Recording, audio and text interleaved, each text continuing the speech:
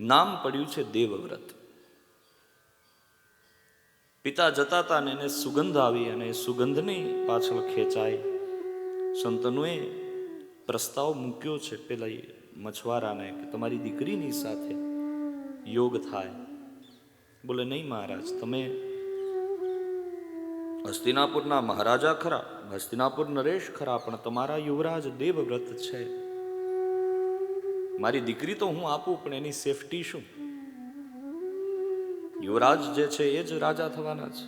હા, તમે મને વચન આપો, આ કન્યાથી જે સંતાન થાય તમે એને રાજા બનાવશો તો મારી દીકરી આપો. શાંતનુ કહે એ શક્ય નથી. આમ કરીને ત્યાંથી નીકળ્યા. દુઃખી થયેલા. ડાયો દીકરો હોય ને એ બાપના મોઢા ઉપરથી ઓળખી જાય કે બાપાને આજે મજા નથી. ભીષ્મ તો પછી નામ પડ્યું દેવવ્રત. સમજી ગયા છે પિતાજી શું થયું. પિતાએ કંઈ કહ્યું નહીં. તો ડ્રાઈવરને પૂછ્યું ક્યાં ગયા હતા આજે. આખી કથા સારથીએ કહી. તરત ને તરત રથ લઈને ચાલ્યા છે દેવવ્રત. જઈ અને વચન આપ્યું છે. હાથ જોડી અને વિનંતી કરીને કીધું કે જે સંકલ્પ મારા પિતાનો છે એ નાતે આ મારી માં થાય અને આપ મારા નાનાજી થાવ. હું તમને પગે લાગીને વિનંતી કરું છું. અને હા, જે પ્રશ્ન તમને મૂંઝવે છે કે હું રાજા બનીશ તો હું અત્યારે વચન લઉં છું, પૃથ્વી જલ તેજ વાયુ આકાશ આ વાતના સાક્ષી બને. હાથમાં જળની ચાબખી ભરી અને દેવવ્રત સંકલ્પ કરે છે.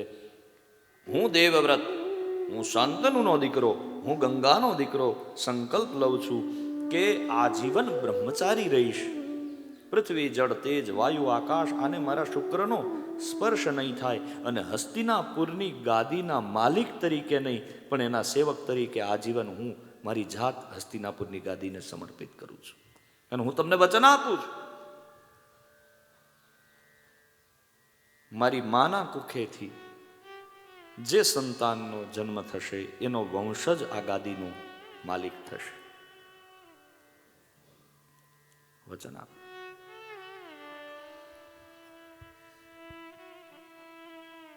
અહીંથી ઓરિજિનલ મહાભારત